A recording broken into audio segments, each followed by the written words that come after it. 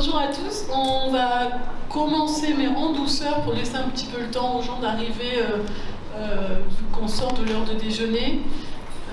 Peut-être on peut laisser la porte un petit peu ouverte, non? Monsieur, voilà, le temps que des gens puissent arriver en sup. Donc aujourd'hui on se retrouve, enfin cet après-midi, parce que ceux qui suivent depuis ce matin, je suis là. Donc je vous retrouve pour la table ronde sur les réservations en direct, les stratégies qui marchent. Et donc aujourd'hui on a deux speakers. On a Michel Chan, qui est directeur général de l'hôtel Splendide à Nice, dont il va nous donner quelques mots dans un petit instant. Et Christophe Pereira, qui est là pour le coup Sales and Marketing Director chez WIP. Pareil, Christophe, tu vas dire 2-3 mots sur WIP. On va faire court sur cette partie présentation, mais c'est important. Moi, je ne me présente pas parce que je ne vous apporte rien de spécifique. Je suis juste un passeur de relais. Michel, je te laisse donner 2 mots, tu peux prendre un micro. Oui, bonjour, Vanessa a tout dit pratiquement. Donc, je gère en fait 2 hôtels sur Nice, le Splendide Hôtel et Spa qui est le principal, qui est un 4 étoiles de 128 chambres, et un tout petit hôtel à côté qui s'appelle l'hôtel Gounou, qui a 43 chambres, 3 étoiles, qui est fermé actuellement parce que, pour rester dans l'actualité, on n'a jamais pu le rouvrir en août parce qu'on n'a trouvé personne pour être à la réception et pour nettoyer l'hôtel. Vous voyez que c'est quand même encore une des difficultés d'aujourd'hui. Les 2 hôtels appartiennent à une société qui est cotée en bourse. Vous pouvez acheter des actions. Moi, je suis plus coté à l'Argus, mais la société est cotée en bourse. Mais en fait, il y a 80% des actions qui appartiennent à ma famille. Donc, c'est un peu un cas presque unique sur Nice, en tout cas, à part le Westminster qui appartient à la famille Granat, d'un hôtel qui appartient encore à une famille. C'était tout à fait à la mode du 19e siècle. Aujourd'hui, pour beaucoup de raisons, et entre autres la fiscalité sur les héritages, c'est plus le cas.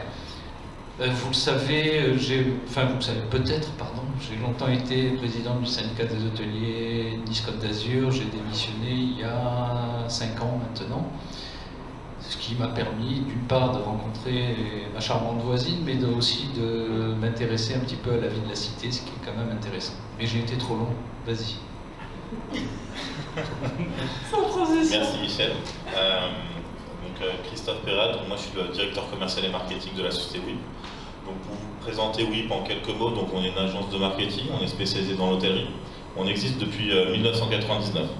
Donc c'est un petit peu après Michel, mais ça a quand même déjà...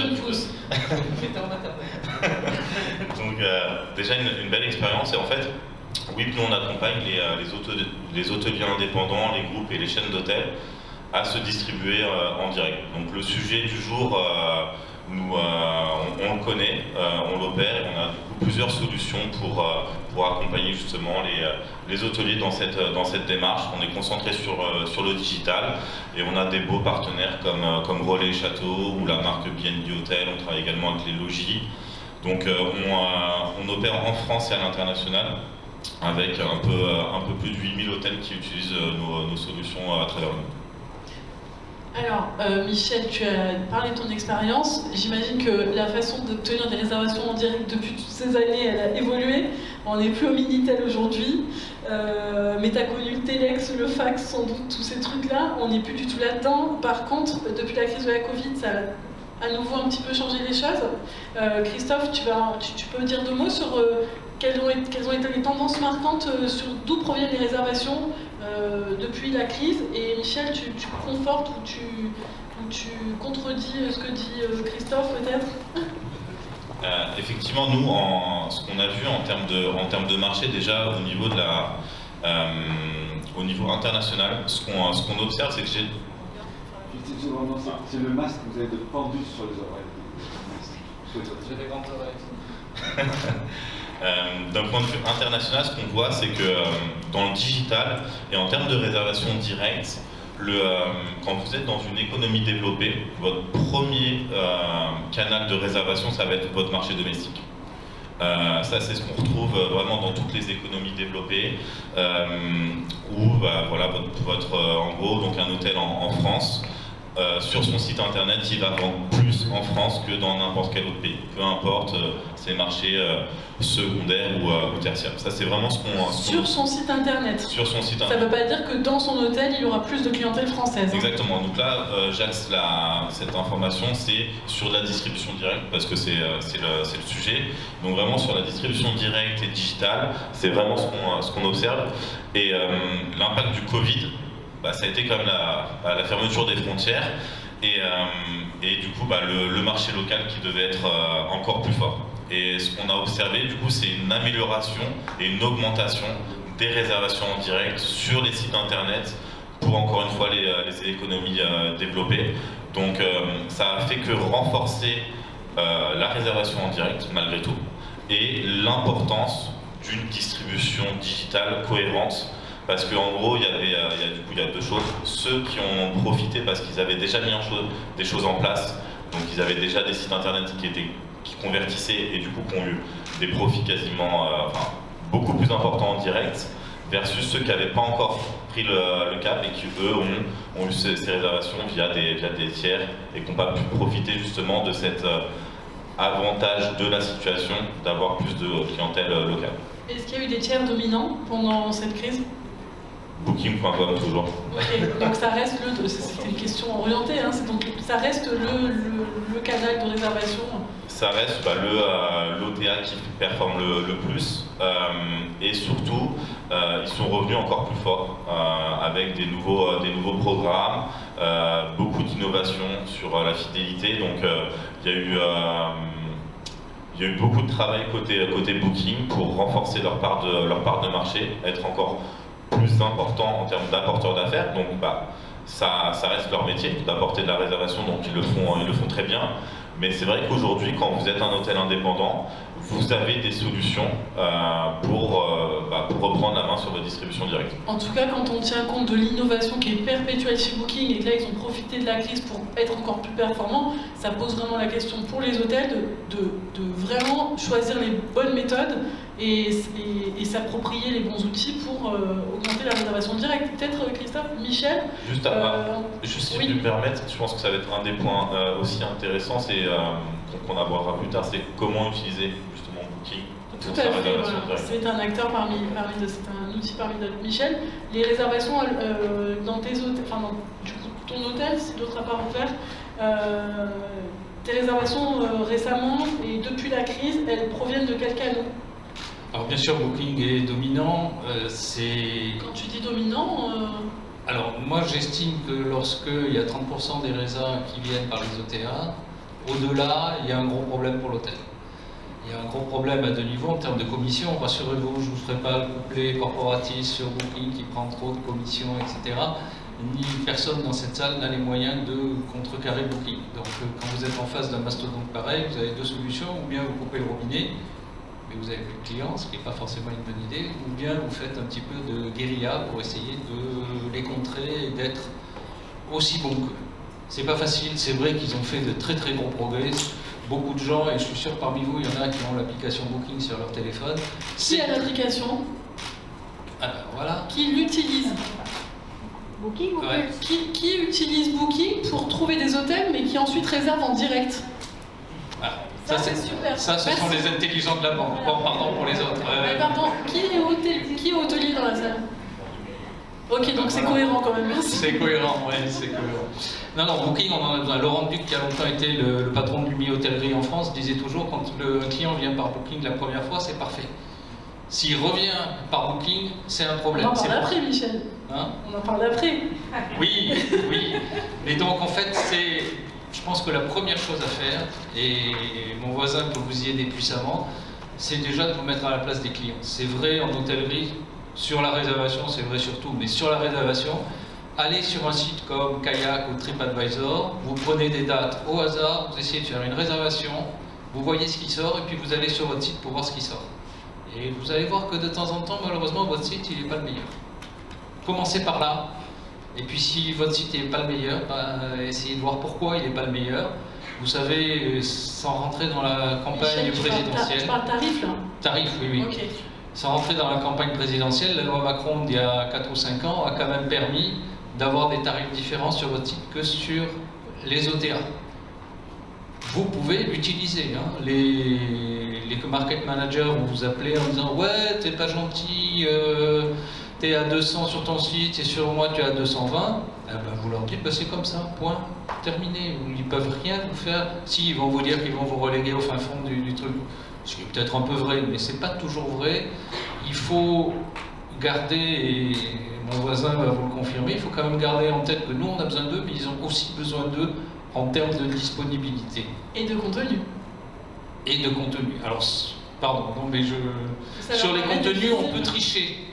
Et il faut toujours un peu tricher dans la vie. Quand on est poli, on dit qu'il faut biaiser. Mais vous pouvez très bien, sur les questions de Booking ou d'Expedia, introduire des remarques. De temps en temps, il faut séparer le .com parce que sinon leur ordinateur s'en aperçoit. Mais introduire des remarques disant mais vous savez, vous pouvez aussi réserver en direct.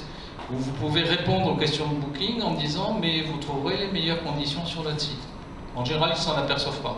S'ils s'en aperçoivent, ben, c'est votre secrétaire ou votre collaborateur qui a fait une bêtise. Tu parles des échanges que tu peux avoir avec les clients qui demandent des infos via Booking, à qui tu vas répondre sur le système de messagerie Booking. Ouais. Bon, là, il nous a donné déjà une première petite astuce pour biaiser le système Booking. Ça, c'est fait. Avant d'enchaîner sur les astuces concrètes, je voulais déjà vous dire que la thématique, elle est tellement large en fait qu'on aurait pu aborder plein de sujets.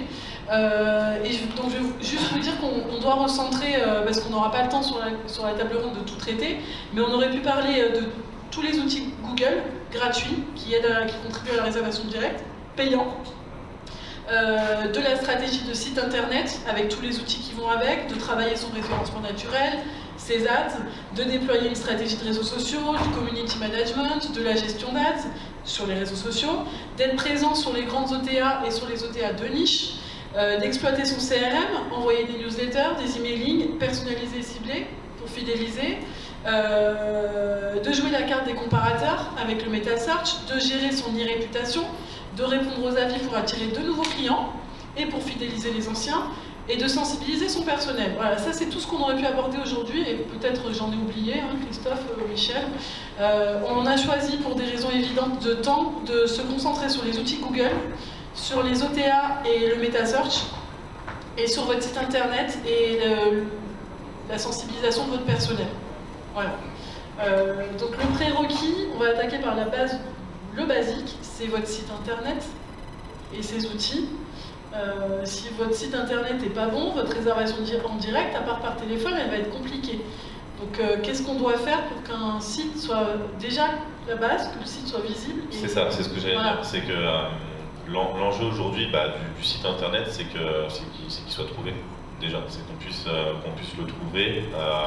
Notamment en tapant le nom de notre hôtel. En tapant le nom de taper le nom de son hôtel, ça va être déjà une première chose. Et aujourd'hui, il y a ce qu'on appelle la Google My Business, qui est un outil assez intéressant, qui est complètement gratuit et qui a un énorme potentiel. Et surtout, Google investit énormément dans cet outil pour donner le maximum d'informations aux internautes. Sur la Google My Business, depuis quelques années, vous avez maintenant les avis de vos hôtels. Et entre 2019 et 2021, Google est devenu le premier générateur d'avis. Historiquement, c'était TripAdvisor. Et en fait, du coup, ils agrègent des données donc, de tiers, d'OTA et de TripAdvisor, et ils poussent directement les avis. C'est un jeu de visibilité aussi. Les résultats de Google, notamment sur mobile, on voit tout de suite les résultats de Google My Business, alors que TripAdvisor a été relégué. Exactement. Et du coup, la Google My Business, vous allez donc avoir des avis, vous allez avoir des informations d'accès à l'hôtel. Vous allez avoir un lien gratuit sur le site internet, et vous allez avoir...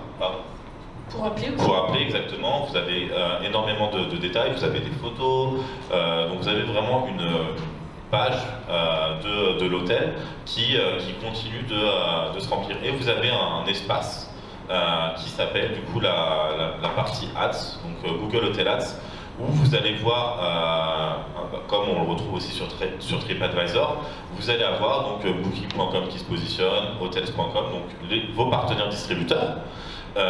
Et Google, c'est vraiment le penchant de Google, c'est d'apporter la meilleure réponse à l'internaute.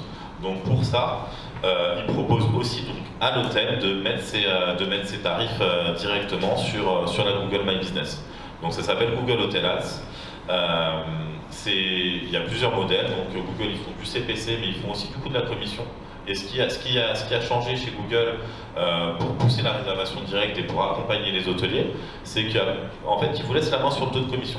Si vous voulez travailler avec un modèle à la commission, vous avez la main, vous pouvez donc afficher votre tarif en direct sur Google Hotel Ads et choisir votre taux de commission au niveau du marché. Donc c'est-à-dire que vous allez pouvoir vendre à 3%, 4%, 5% sur la France, 10% sur l'Espagne, etc.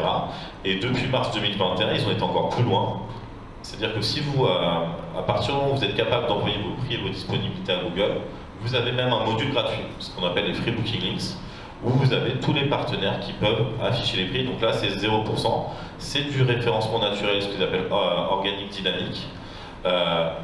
On aide les hôtels à se positionner sur ce canal de distribution parce qu'aujourd'hui chez WIP, avec la solution Meta.io, on est capable d'aller chercher le prix dans votre inventaire et en fait de faire communiquer votre inventaire avec Google. Et du coup, l'internaute va pouvoir avoir accès directement depuis Google à l'ensemble du site, des tarifs sites internet officiels.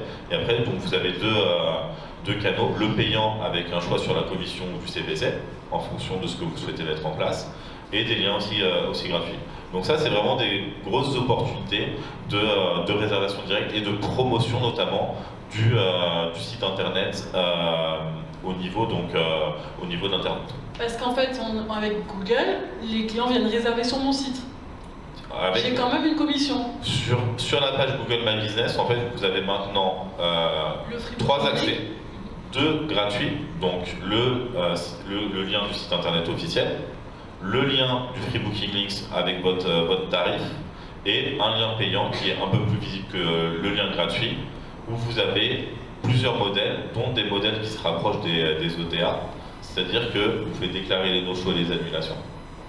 Et vous payez uniquement après la date de séjour. Le client a l'impression de réserver sur Google. Et la grosse différence, c'est que Google redirige ce trafic sur votre moteur de réservation. Voilà, donc on reste sur de la réservation directe, même s'il y a un coût qui est déterminé. Mais il y a une réservation directe. Aujourd'hui, la grande question, c'est le coût de distribution directe. Nous, chez WIP, on considère que l'idée, c'est toujours d'avoir un coût de distribution direct moins cher, bien évidemment, mais à coût égal, une réservation directe a plus de valeur qu'une réservation via Booking.com. Et ça, aujourd'hui, tous les hôteliers ne l'entendent pas encore de cette façon, mais en tous les cas, je ne sais pas si on aura le temps d'en parler, mais l'emailing, le travail de fidélisation, du CRM qu'on peut faire aujourd'hui grâce aux données clients qu'on a, vont permettre d'avoir du coup sur du moyen et long terme une rentabilité bien plus importante sur du direct que... Oui, en fait, l'erreur est de penser que la réservation directe c'est quelque chose de gratuit. En fait, il y a tout ce qu'il faut utiliser comme levier pour obtenir des réservations directes. Ça vous coûte de l'argent et si vous faites le bilan de tout ce que vous avez dû mettre en place, l'emailing, le référencement de votre site, etc., tout ça, ça représente un pourcentage de votre prix, quoi. Donc je sais pas si Christophe, tu as des pourcentages potentiels de ce que ça peut représenter comme coût. C'est vrai que y a un hôtel, il y a énormément de prestataires avec lesquels les hôtels travaillent d'un point de vue opérationnel mais aussi d'un point de vue distribution. Je crois que la liste est assez grande. Nous, ce qu'on essaye de faire, c'est toujours d'avoir un coût de distribution global qui soit inférieur ou autour de 10%. Ok, Michel, est-ce que tu as des chiffres sur ce que ça te coûte ou c'est quelque chose que vous n'avez pas réussi encore aujourd'hui à estimer? La réservation directe, c'est compliqué parce que lorsque quelqu'un téléphone, donc sans passer par le site ou autre, il faut payer celui ou celle qui répond au téléphone. C'est pas gratuit non plus, parce que heureusement, il y a personne qui travaille gratuitement. Donc, c'est très difficile à déterminer. On sait quels sont par exemple les coûts de réservation sur GDS. Nous, on est à $1 par réservation. On sait quel est le coût de notre moteur de réservation. C'est très très faible. Aussi, on est autour de $1 aussi sur SingSix, etc. Par contre, après, il y a aussi, je parlais de celui ou celle qui répond au téléphone, mais il y a aussi tout le travail derrière de mettre à jour les tarifs, et c'est un sacré boulot de vérifier que les tarifs qu'on a sur notre site soient cohérents avec ceux qui sont en ligne. Bon, je suppose que vous avez tous des channel managers, mais les channel managers ne traitent pas toujours tous les sites, et il peut y avoir des difficultés de coordination, de mapping avec les sites. Donc c'est quand même un travail. La réservation qui ne coûte rien, je crois que ça n'existe pas vraiment, si on calcule vraiment. Mais bon, après, c'est normal, tout a un coût sur Terre. Mais entre 25% sur Hotelbeds et puis 10% en réservation directe grâce à notre ami, je crois qu'il n'y a pas besoin d'être grand mathématicien pour choisir. Vous êtes propriétaire de votre client in fine, alors que quand il arrive avec un intermédiaire, la data, elle n'est pas pour vous. Voilà, c'est la data qui aujourd'hui est peut-être pas encore vraiment bien utilisée, parce que les newsletters, ça a ses limites. Quand je vois le nombre de gens qui se désabonnent, je me demande si on va continuer à faire des newsletters. Ou s'il faut revoir le modèle. Ou s'il faut les faire différemment, en étant beaucoup plus personnel, plutôt que de balancer un truc pour tout le monde. Mais c'est vrai que c'est quand même important d'avoir de la data, alors que Booking se garde la data, bien évidemment, se garde les programmes de fidélisation. Et je ne sais pas si certains d'entre vous ont appris Genius, mais Genius c'est génial. Pour Booking, pas pour vous. Parce que vous incitez les gens à réserver par Booking. Expedia a le même système, ça s'appelle plus Genius, mais je ne sais plus comment ça s'appelle.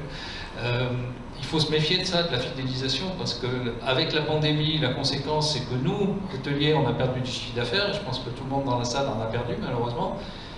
Mais les OTA ont perdu du chiffre d'affaires. Beaucoup. Et c'était des gens qui avaient l'habitude d'augmenter de ce qu'on appelle en anglais 2 digits, d'augmenter d'au moins 10% leurs revenus par an. Donc là, ils ont plutôt baissé, et pas que de 10%. Donc aujourd'hui, ils se démènent fortement Ils ont faim, oui. Et bon, c'est bien qu'ils aient faim, on a tous faim aussi. Donc ils ont fait beaucoup d'innovations, on en parlait pour Booking, mais c'est vrai sur d'autres systèmes. On y reviendra tout à l'heure, il y a peut-être un gros danger sur les grossistes. Méfiez-vous des grossistes aujourd'hui.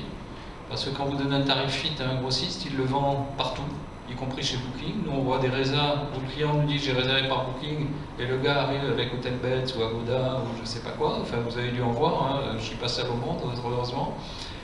Et ça, c'est un plafond en fait que vous fixez. C'est un plafond. Si vous avez un tarif fit à 80 €, donc le grossiste va vous vendre à 100, 105, le jour où votre tarif à vous il monte à 120, parce que vous avez du monde, Booking va aller acheter chez le grossiste et sera moins cher que votre tarif à vous. Donc méfiez-vous des tarifs fit, ce sont des plafonds. Vous ne pouvez pas aller au-delà dans la comparaison. Et aujourd'hui, avec entre autres des liens XML, tout le monde achète chez tout le monde.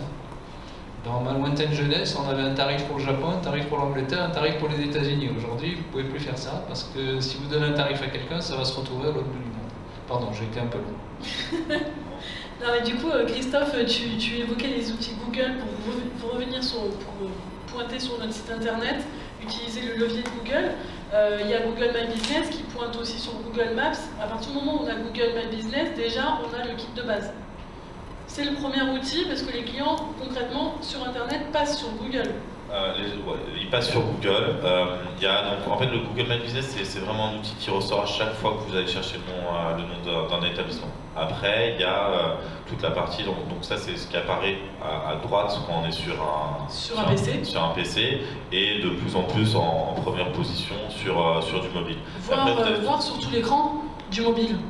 Quand sur le mobile, ça prend toute la taille de l'écran. C'est vraiment incontournable, utilisez-le, parce que les clients qui vont chercher sur Google, sur leur portable, ils vont vous voir, ils vont avoir tout de suite vos infos directes, quoi. Aujourd'hui, dans le travel, c'est 65% du trafic qui est mobile. C'est-à-dire, donc en fait, c'est 65% du trafic, il est sur le mobile, mais la conversion se fait encore beaucoup sur le desktop. C'est-à-dire qu'aujourd'hui, vous avez 2/3 du trafic qui représente 20% des revenus. 20-30%, ça va dépendre du coup de la capacité à convertir du site internet. Mais globalement, aujourd'hui, on a le trafic d'un côté et les réservations de l'autre. Donc on a encore forte réservation sur le desktop, et par contre, la majeure partie du trafic est sur le mobile. Et aujourd'hui, pour Google, c'est pas un problème comment dire, de demande, mais c'est plus un problème d'offre. C'est la capacité, nous hôteliers, de proposer une expérience suffisamment fluide, sans friction, pour qu'on augmente petit à petit ce chiffre d'affaires généré sur la partie mobile. Est-ce que c'est pas lié au... Pourquoi est-ce que les gens finissent par réserver sur PC? Est-ce que c'est pas lié au fait que parfois les outils de réservation ne sont pas du tout adaptés, ergonomiques sur mobile? Ça arrive encore, moi je tombe sur des sites d'hôtels ou d'agences de voyage ou autres, quand on arrive sur le moteur de réservation, au moment de l'étape où on veut réserver et payer, c'est absolument horrible. Pour ajouter un adulte ou autre, c'est hyper compliqué, et donc on passe sur PC pour finaliser parce que c'est pas adapté au mobile, quoi. Donc l'outil adapté au mobile, c'est un des critères pour optimiser la réservation directe. Il y a de ça. Après, nous, on voit pas forcément ça comme... il y a de l'optimisation à faire, ça c'est certain. Après, il faut savoir qu'aujourd'hui, même si cette part-là est importante, c'est qu'en fait, vous avez toute la partie découverte de votre établissement. C'est pas, à la limite, c'est pas grave si on finit la réservation sur desktop quand on est avec sa femme ou son mari à la maison pour valider les prochaines vacances. Si on parle de vacances en tout cas, parce qu'après il y a toute la partie business, mais les vacances c'est quand même super important. Donc on prend pas, personne ne peut se permettre de louper ses vacances. Donc voilà, il y a des éléments de réassurance qui existent sur desktop, mais en tout cas aujourd'hui, les 3 quarts du parcours d'achat et de la découverte d'un établissement va se faire sur nos mobiles. Donc en fait, si vous loupez cette interaction, eh ben, vous avez déjà loupé la réservation. Donc qu'est-ce qu'il faut faire ? Il faut être capable de proposer un site internet qui soit aussi fonctionnel que ce que peut faire Booking.com sur ou Airbnb ou même pour plus loin, Amazon, Deliveroo. Aujourd'hui, on a en fait naturellement augmenté nos standards de navigation. Tout le monde, c'est pas uniquement Booking, c'est pas uniquement Airbnb, c'est la façon de vous consommer, elle est mobile. Donc si vous loupez cette accroche-là, et en plus aujourd'hui, votre site internet, c'est aussi votre... Il y a une phrase que j'aime bien dire, c'est la première fois qu'on vient dans votre hôtel, c'est quand on visite votre site internet. Si vous avez un site internet qui est vieillot, qui met du temps à charger, c'est l'image que vous allez dégager.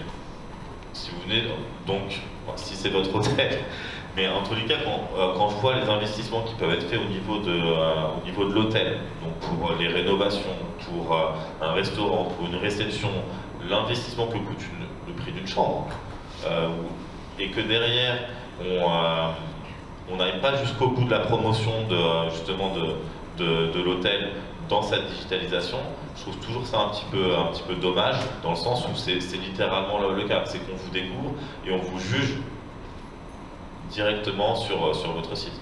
Mais vous rencontrez encore beaucoup de sites d'hôtels qui sont comme ça, absolument pas adaptés au mobile? Oui. Non? De moins en moins, parce que il y a le format responsive qui est de plus en plus poussé. Après, c'est toujours minimiser les frictions et voilà, le diable se cache dans les détails. Donc, c'est aller réduire toujours ces points de friction. On a fait un webinaire avec Google il y a 2 semaines sur l'optimisation des sites internet pour la partie mobile. C'est de là où on tire tous ces chiffres-là. Mais il y a encore plein de choses qui peuvent être améliorées sur l'expérience qu'on propose aujourd'hui au niveau des hôtels en termes de mobile. Michel, tu avais cité un petit conseil en tant qu'hôtelier pour que ton site soit bien. Tu parlais de se mettre à la place des clients. Oui, il faut se mettre à la place des clients. Surtout dans cette stratégie multi-écran. Faites des essais, essayez de réserver une chambre chez vous, et puis réservez-la à côté. Bon, ceci dit, pour rebondir un petit peu, il n'y a pas que Google sur Terre, quand même. Bon, c'est vrai que Google est dominant, surtout en France, peut-être moins dans d'autres pays. Il y a quand même d'autres moteurs de recherche. sans parler des moteurs en chinois, en russe ou en d'autres qui sont quand même un peu compliqués à manier. Mais il n'y a pas que Google, il faut aussi s'intéresser à Bing, à tout ce qui peut exister à côté, ce qui n'est pas négligeable. Et puis, un petit détail quand même, je vous disais, mettez-vous à la place du client, mais vérifiez quand même que votre réception, le soir ou votre veilleur de nuit, quand on l'appelle pour faire une résa, pour ne pas s'embêter à prendre le nom, l'adresse, ne disent pas réservé sur Booking. Ça, c'est arrivé dans beaucoup d'hôtels. C'est fréquent. Peut-être que ça arrive chez moi, je ne le sais pas, mais peut-être que ça arrive chez moi. Mais c'est très très fréquent. Parce que la réception, des fois c'est légitime, ils ont du boulot, ils n'ont pas de temps, etc.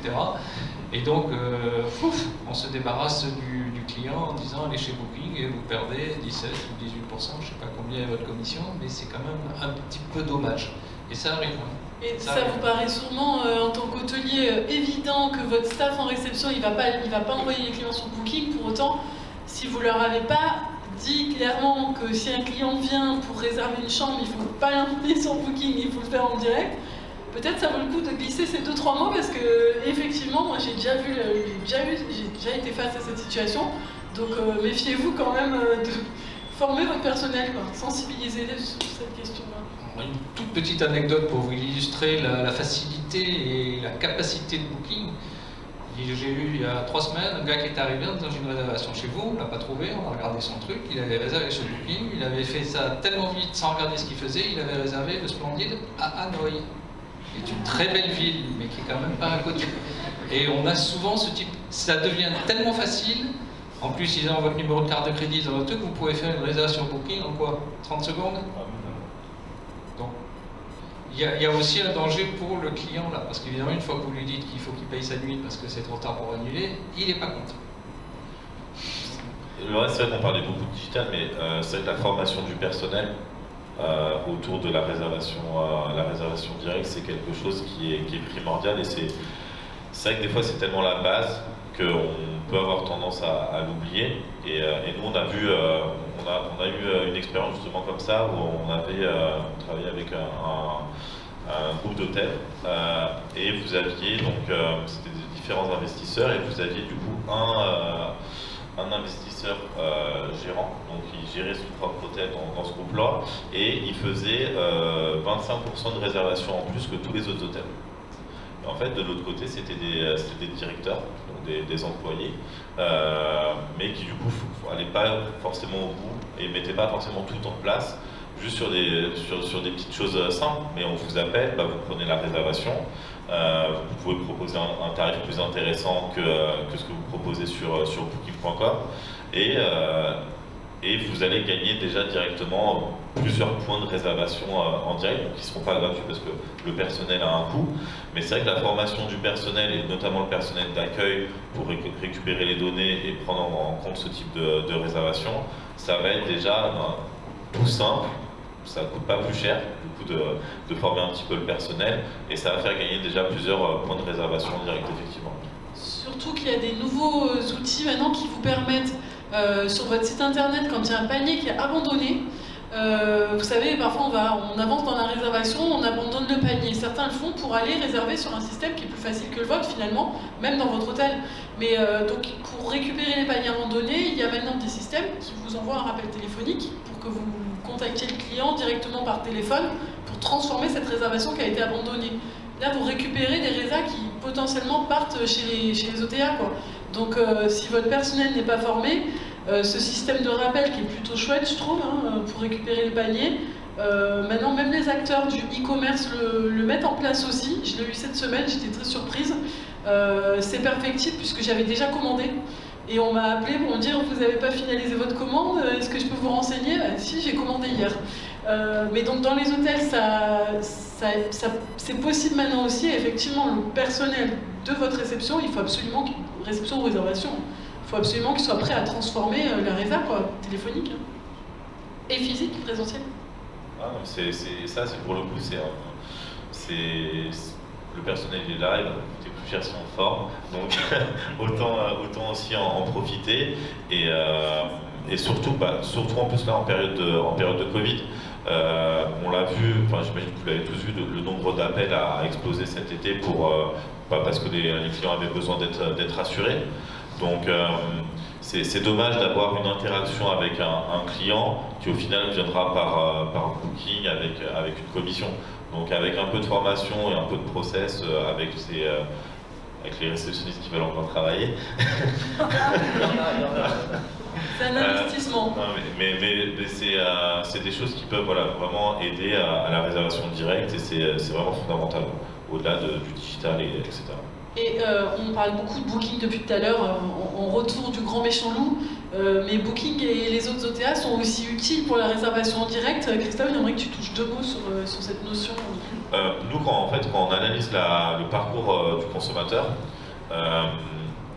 en fait, quand vous connaissez pas, quand personne n'est capable de vous recommander ou vous savez pas exactement où vous voulez aller par exemple dans une destination. À Noël, par exemple. Ce que vous allez faire, c'est que vous allez consulter les hôtels. En fait, vous allez chercher une liste d'hôtels qui va correspondre à vos critères. Donc en termes de localisation, en termes de service, de notation et de prix. Et en fait, donc une fois que vous avez cette liste, donc généralement c'est une liste de 4 ou 5 établissements, vous allez vous intéresser à ces 4 ou 5 établissements et aller dans le détail. Et c'est là où en fait vous allez commencer votre découverte de ces établissements. Et c'est là donc vous allez potentiellement consulter TripAdvisor et le site internet. Et donc en fait aujourd'hui, c'est ce qu'on appelle du coup le Bigboard Effect, c'est comment utiliser ces distributeurs qui vont vous apporter cette notoriété. Donc c'est pour ça que c'est aussi important d'être présent sur ces distributeurs. Parce que si un internaute va sur hotels.com plutôt que sur Booking, c'est important que vous soyez listé et que si vous remplissez tous les critères, il faut être là. Ça joue un peu un rôle d'annuaire pour certains clients. C'est exactement un rôle d'annuaire et derrière être présent, donc savoir après derrière aller justement être visible sur ces annuaires et sur Google ou sur TripAdvisor où derrière les gens vont aller vous chercher. Nous on fait, il y a ce qu'on appelle de la protection de marque, c'est-à-dire faire des campagnes. Christophe, est-ce que vous avez déjà entendu parler du brandjacking? Du brandjacking? Non En gros, le brandjacking, c'est juste quand vous tapez le nom de votre hôtel sur Google, c'est Booking.com ou un distributeur qui se met. Et il y a de plus en plus des comparateurs qui le font aussi maintenant. Dans les annonces, ils apparaissent en premier en fait. Avant vous. Et en fait, nous, on a. Donc, ça, c'est. Comment dire? Il y a vraiment 2 écoles de retour d'hôteliers. Nous, en fait, on le voit quand on accompagne les hôtels dans leur distribution, on leur dit il faut que vous soyez toujours premier. Et c'est pas en fait vous, quand vous tapez le nom de votre hôtel, c'est pas parce qu'il n'y a pas Booking qui est là quand vous le faites, qu'ils sont pas là quand d'autres le font. Parce qu'il faut savoir que sur Google, les résultats sont personnalisés. Maintenant, on a des moyens de traquer, etc. Donc ils sont quand même assez précis. Et ils sont même capables de savoir si vous êtes en acte d'achat ou pas. Et en gros, nous, entre faire des campagnes sur son autre marque et ne pas en faire, c'est 25% du direct en plus pour moi. Donc, ok, mais si je fais une campagne sur mon nom de marque, ça me coûte combien potentiellement? C'est quand même, je me mets à la place d'un hôtelier, je trouve ça aberrant d'être obligé de payer pour mon nom de marque, ce qui est normal vu le jeu que jouent les OTA et que joue Google.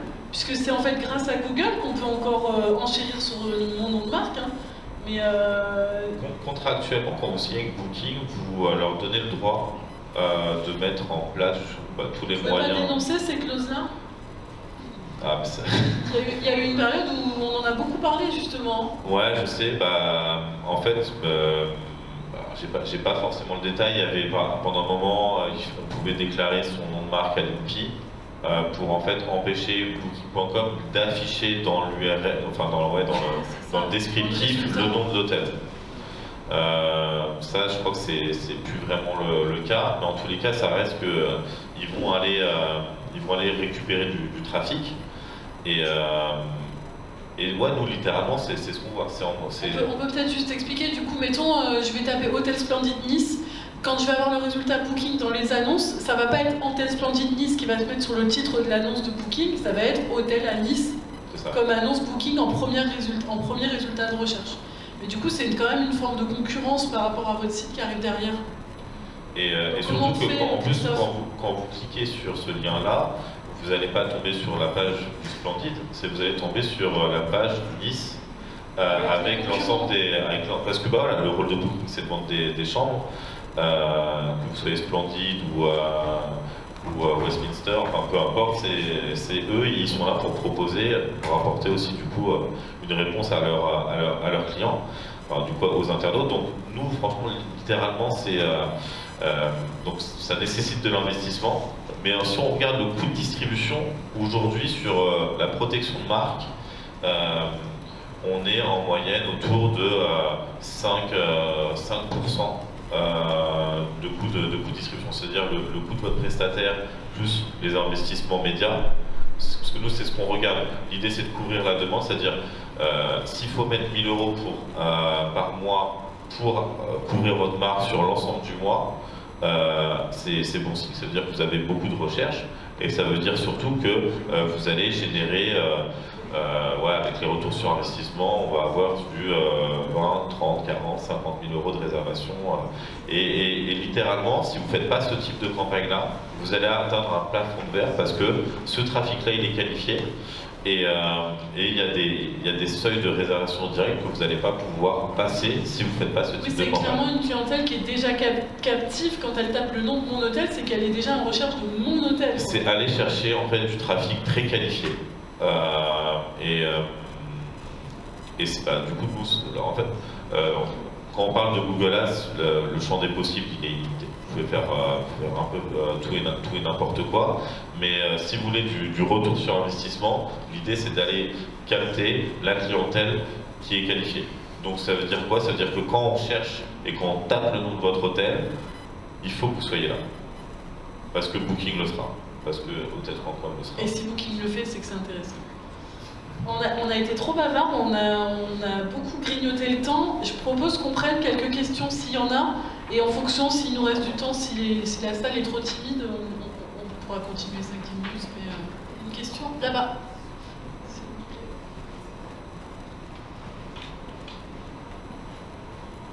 Juste si vous êtes hôtelier ou autre, n'hésitez pas à nous dire votre établissement. Bonjour, oui, on est hôtelier effectivement au Castellet. Je me pose une question par rapport à Booking. Vous parliez de la loi Macron, effectivement, on a mis en application cela, donc on a ajouté 20 € à peu près sur le tarif direct. Par contre, on a remarqué que depuis cet été, peut-être même avant, le Booking se permet de proposer des prix encore moins chers que les nôtres, en rognant leur commission. Est-ce que c'est légal? D'après eux, oui. Et qu'est-ce qu'on peut faire pour contrer ça? Il y a une solution. Effectivement, je l'ai vu aussi, vous n'êtes pas la seule, rassurez-vous. Est-ce que vraiment ils rognent leur commission ou est-ce qu'ils achètent à côté? C'est ce qu'ils disent, ils rognent sur les commissions. Oui, si vous disent, vous savez, si vous croyez tout ce que tout le monde vous dit, des fois, vous risquez d'avoir quelques ennuis. Mais je ne sais pas si vraiment ils rognent leur commission. Ou s'ils achètent à côté. C'est vrai que c'est sur des programmes Genius spécifiques en fait. Oui, c'est sur Genius, oui. Sur des types de clientèle spécifiques. Là, en l'occurrence, Et là, on ils vont n'est sur la commission. pas vraiment sur Genius. Ah non. Est-ce que ça peut être le sur système tous les de clients. grossiste Non, moi je suis pas Genius, mais à tous les sens du terme. Mais j'ai vu effectivement de temps en temps, bon, c'est pas énorme, hein, ça dépasse rarement les 10 €. C'est pas énorme. Moi j'ai supposé, mais peut-être que toi tu as une réponse, qu'ils achetaient à côté. C'est ça. En fait, nous, ça fait partie des innovations entre guillemets de Booking.com, c'est justement d'aller sourcer ses prix, non plus forcément en direct, mais via justement des grossistes qui eux vont revendre à tout va. Et je sais qu'ils le font notamment avec Agoda qui fait partie du groupe Booking.com, mais ils vont aussi aller chercher sur d'autres tiers. Alors qu'est-ce qu'on peut faire? On peut borner les contrats? Il y a quelque chose à faire par rapport à ce système de grossiste? Il existe ce qu'on appelle un MSP, mais Minimum Selling Price, mais c'est rarement dans les contrats et c'est très difficile à suivre. compliqué à mettre en œuvre, surtout que c'est quand même Booking où tous les OTA sont des grosses machines qui se moquent de ce que vous pouvez leur dire, qui se moquent de la réglementation française ou européenne. On est vraiment dans la World Company comme c'était à la mode il y a quelques années. Donc vous ne pouvez pas faire grand-chose. La seule chose, je vous dis, c'est de temps en temps, mais ça, on va peut-être y revenir tout à l'heure, c'est dans votre échelle de prix, dans la manière dont vous gérez les augmentations de tarifs. C'est qu'il y a un moment, il faut que vous vous disiez, à ce tarif-là, il faut que je bloque mes grossistes. C'est toujours embêtant de se dire, ouais, j'ai encore 30 chambres à vendre, je bloque des réservations, mais la seule manière, à notre échelle de petites auberges, de bloquer ce genre de choses, c'est que vous dire à un moment donné, bon, c'est assez facile à calculer, hein, que vous disiez, dès que mon prix dépasse tel niveau, mon prix est affiché sur mon site, il faut bloquer les grossistes. C'est la stratégie de revenu management. Voilà, tout à fait. Non, non, mais j'ai rien inventé, hein, rassure-toi. Mais d'abord, ça vous donne un peu de poids vis-à-vis des grossistes, parce que comme on le disait tout à l'heure, ils ont besoin de disponibilité. Si vous prenez Hotelbeds, ils ont des contrats avec EasyJet. Si EasyJet s'aperçoit qu'ils n'ont pas de disponibilité, Hotelbeds se fait que taper sur les doigts. Et je ne sais pas combien ils font de milliers de résas à partir d'EasyJet sur Hotelbeds, mais c'est un gros paquet. Donc, ça vous donne aussi un petit levier où, bon, entre nous, il n'y a pas de micro, mais moi en ce moment, je trouve que l'extranet de DOTW, ex-Webed, Exclusively, ex-Total Stay est infernal, donc je les bloque plus souvent que les autres. Et puis, quand la contact manager vient de me dire, je lui dis, écoutez, le jour où vous aurez un extranet plus buvable, vous aurez les mêmes disponibilités. Donc, de temps en temps, il faut... Bon, c'est vrai que j'ai probablement perdu quelques résas, hein, mais bon, il faut aussi avoir une vision à long terme. Si vous vous dites, je prends tout à n'importe quel prix, n'importe comment, etc., bon, c'est vrai que vous allez vous retrouver avec ce genre de difficultés, mais légalement, parce qu'en France, on a toujours ce défaut juridique de dire on va faire des lois, on va faire des arrêtés, on va faire des réglementations, dont Booking se fout éperdument. Il faut être plus malin qu'eux au quotidien. Eux travaillent avec des ordinateurs, même avec de l'intelligence artificielle, ça ne dépassera jamais votre propre intelligence et la manière d'essayer de manœuvrer au milieu de tout ça. Ouais, Biaison. Et c'est un travail de fourmi, c'est sûr, de travailler tout à fait au niveau des contrats, c'est du un métier, travail hein. de tous les jours. Et, mais après, c'est aussi le nerf de la guerre, c'est votre prix. C'est-à-dire que d'un point de vue du consommateur, ce qu'il va chercher, c'est forcément le meilleur prix. Ou en tous les cas la meilleure proposition de valeur. Donc même si c'est un prix équivalent, avec du service additionnel, avec un spa ou un petit déjeuner offert, on offre le Wi-Fi en France, mais c'est du travail de commercialisation et de fourmi qui doit être fait à minima pour avoir le maximum de direct. Vous pouvez faire tout ce que vous voulez. C'est vrai qu'on aurait dû commencer par ça. Non, mais c'est vrai, si votre tarif n'est pas compétitif et votre offre de valeur intéressante, c'est aussi plus dur forcément parce que tout le monde fonctionne selon ses intérêts. On va payer plus cher pour... Oui, c'est la valeur qui est intéressante, hein. Ouais. Des fois plus que le prix. Si vous arrivez à dire, si vous avez en direct le petit déjeuner gratuit, oui. Si vous arrivez à dire, oui, j'ai un garage, mais il n'y a pas beaucoup de place, donc je donne la priorité à ceux qui réservent en direct, pourquoi pas. Le Wi-Fi gratuit, bon, maintenant, c'est vrai qu'en France, on ne peut plus faire payer le Wi-Fi, c'est peut-être dommage, mais c'est comme ça. Donc, il y a la valeur, il y a le fait de dire, non, non, si vous me demandez spécifiquement la chambre 405, moi, je ne peux pas vous la réserver si c'est pas Booking. Vous devez le faire en ligne. C'est faux ce que j'ai dit. Vous pouvez très bien préallouer une chambre si elle est réservée par Booking. Mais quand vous dites à un client qu'on ne peut pas préallouer, il ne sait pas ce que c'est préallouer. Et donc il se dit, bon je vais essayer. Les clients comprennent rien. Enfin, j'allais dire rien. Mais pas grand chose. Vous avez des tas de clients qui vous disent, j'ai réservé, mais ils ne savent pas comment, ils ne savent pas où.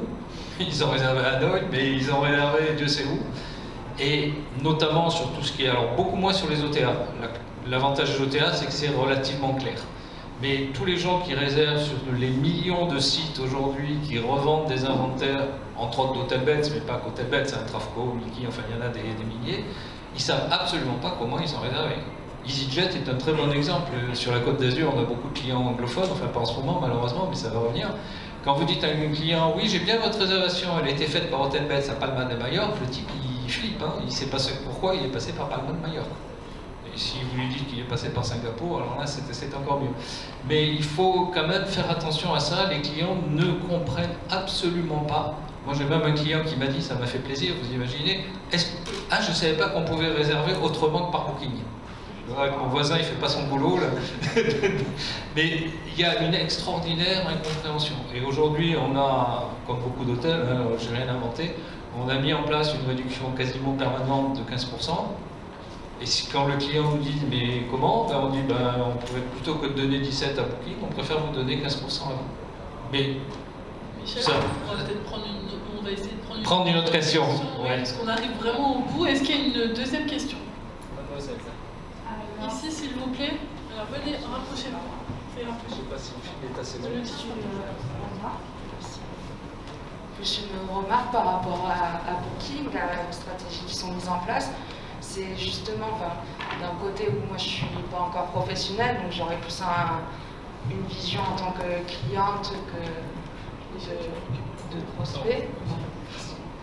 Je pense qu'il y a vraiment une sensibilisation à faire vis-à-vis des clients sur les OTA, sur les marges que peuvent avoir Booking, tout comme il y a une sensibilisation qui a été faite dans les consommations quotidiennes sur la responsabilisation, le local, le fait de mettre en valeur qui peuvent avoir de la plus-value, donc une plus-value qui devra aussi se marquer sur les plus avantageux, avec des offres de petit déjeuner, etc., qui ont un sens, mais qui doivent aussi faire comprendre que les OTA sont comme des grossistes qui sont mis à pointer du doigt en ce moment sur les supermarchés, donc qui doivent être également faits sur les OTA comme Booking, mais sans perdre de vue qu'un OTA comme Booking et utiliser 100% du temps, comme vous l'avez dit, un annuaire, c'est une bibliothèque de recherche.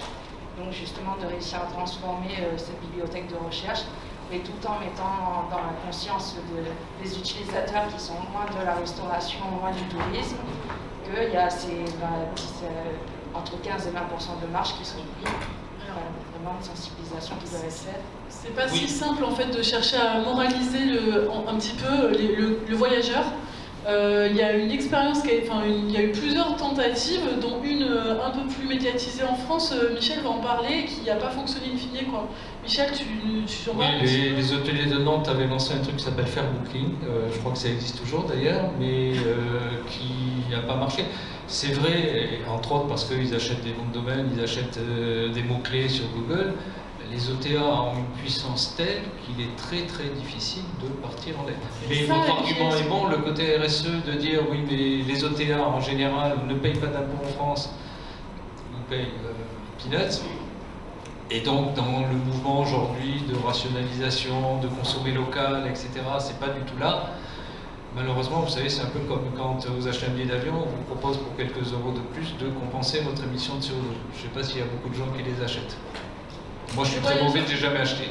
Le voyageur, il cherche de la simplicité, et si on commence à l'embrouiller dans de la cuisine interne de pourcentage de commission, etc., aujourd'hui, on cherche à fluidifier l'expérience et à faciliter la réservation et tout. Il faut vraiment être très délicat là-dedans, avec un message hyper positif de local. Mais c'est ouais, vrai, Christophe.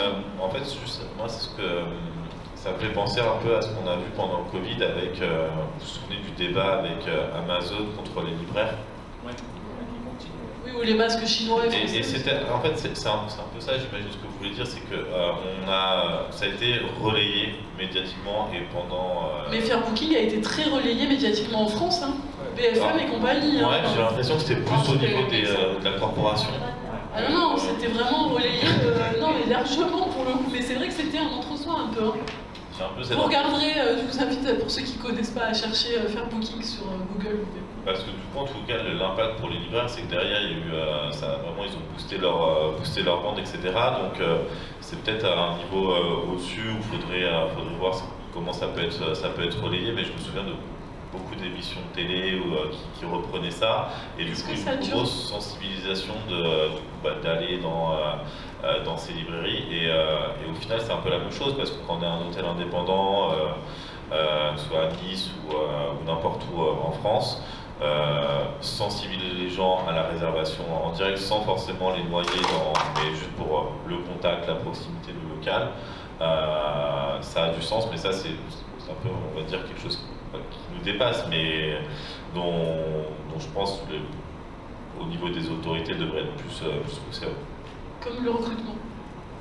Voilà, valoriser le métier, hein, valoriser le savoir-faire et tout ça, ça va ensemble. Il suffit de traverser la rue. Voilà, peut-être la solution, c'est de valoriser le métier d'hôtelier français et peut-être que les gens... Oui, voilà, c'est vrai que par exemple, la majorité de mes amis ou des personnes qui n'ont aucun lien, qui ne connaissent pas des professionnels, ne savent pas du tout que Booking ou les autres prennent une telle marge. Donc, ils le pour disent pas. eux, c'est... mais ça, c'est comme le lait au supermarché, hein, vous voyez, avec l'agriculteur et le fait d'aller à la ferme. Hein, est-ce qu'on a une autre question avant de conclure? Ça sera la dernière. Hein. Merci beaucoup. Petite question rapide pour Michel. Quelle plateforme utilisez-vous actuellement de Reza au Splendid Hôtel? Et est-ce que vous en êtes content? S'il y a des axes d'amélioration, ce que vous trouvez qui ne marche pas, quels seraient ces axes et qu'est-ce que vous ferez différemment en fait? Vous parlez des distributeurs qui l'utilisent ou de son outil de réservation pour l'hôtel? Son outil de réservation. Alors sur le Splendid, on fait partie de Warwick, donc on a un système qui s'appelle SyncSys, que tu connais probablement, qui est en fait une sous-marque de Sabre, qui fonctionne bien. On a quelques petits soucis, mais là aussi on peut l'utiliser puisqu'il y a des messages d'enregistrement, des messages avant, des messages après, etc. Donc ça c'est quand même bien fait. Le seul tout petit souci qu'on a avec eux, c'est que par défaut, ils mettent une personne dans la chambre et que les gens ne s'aperçoivent pas, notamment sur des forfaits spa par exemple, que s'ils sont deux, c'est pas le même tarif. Bon, c'est le seul défaut. Sur le Bono, on travaille avec Navarino, qui aussi d'ailleurs utilise SyncSys, et même chose, ça fonctionne très bien avec des coûts relativement bas. Ils sont très réactifs au niveau support, ça c'est l'avantage des Américains. Vous envoyez un message, vous avez une réponse. Vous envoyez un message à une firme en France, vous n'avez jamais de réponse. Je suis pas d'accord.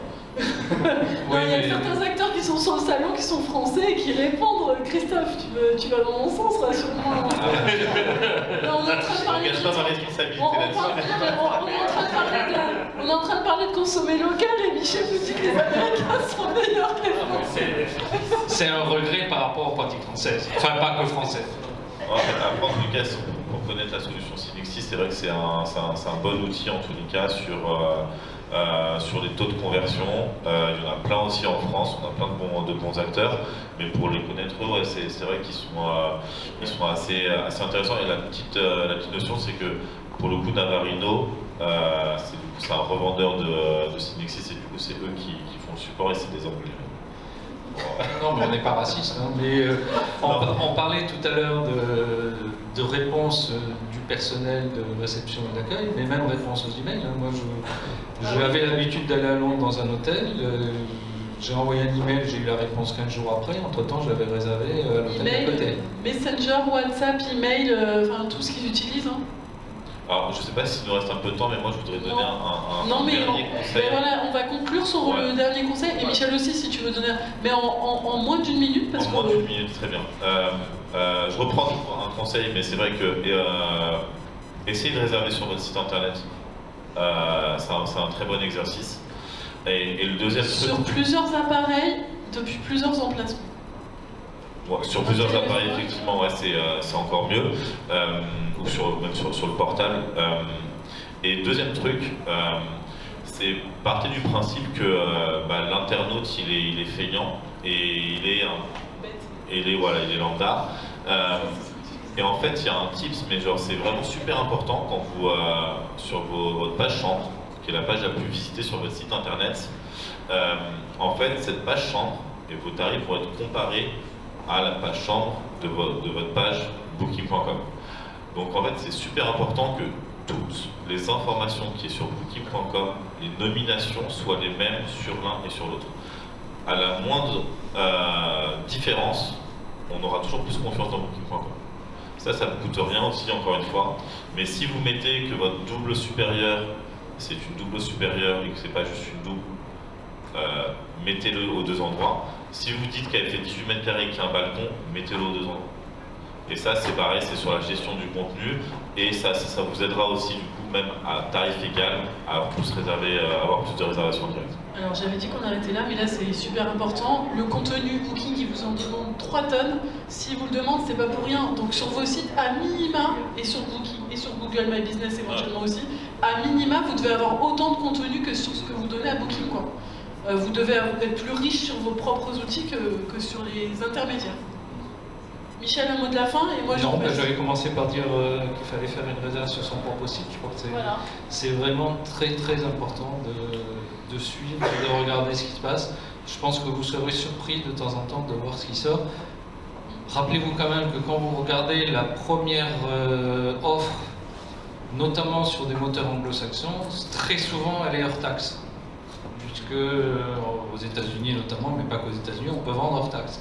Et que donc, le client, si vous avez une chambre à 100, il va l'avoir à 90 à côté, mais quand il fera la réservation, ça lui coûtera 100. Mais au départ, il va partir sur une fausse idée. Vous avez même des sites de grossistes qui vous proposent des chambres en plein Grand Prix de Monaco quand vous êtes bourré, et puis quand vous arrivez à la dernière truc, ils vous disent « Ah ben non, on est désolé, cet hôtel est complet, mais on vous propose l'hôtel des 4 canards à côté. » Il y a beaucoup de... J'allais dire d'embrouille, c'est peut-être trop fort, mais il y a beaucoup de sites qui essayent justement de dérouter. De filou, oui, bien sûr, mais la filouterie est une belle notion. On finira sur la filouterie. Voilà. Merci en à tous tout cas. pour votre attention.